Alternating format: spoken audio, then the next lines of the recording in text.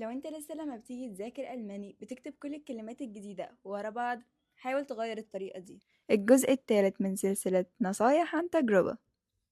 حتى لو بتذاكر أي لغة تانية غير الألماني، على أبسط مثال الإنجليش، طريقة المذاكرة دي مش هتكون ألطف حاجة إنك تستخدمها لما تتقدم في أي لغة. لما تبدأ تذاكر كلمات جديدة، أفعال على أسماء على صفات، وتكتبهم كلهم ورا بعض، المنظر هيبقى بالشكل ده.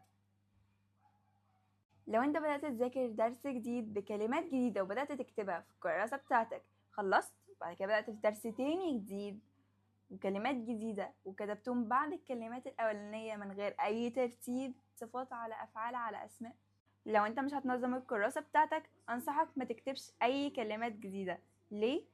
مش هتعرف تستخدمهم. طب وإيه الحل؟ قرار تقسيم الكراسة دوت يرجع ليك.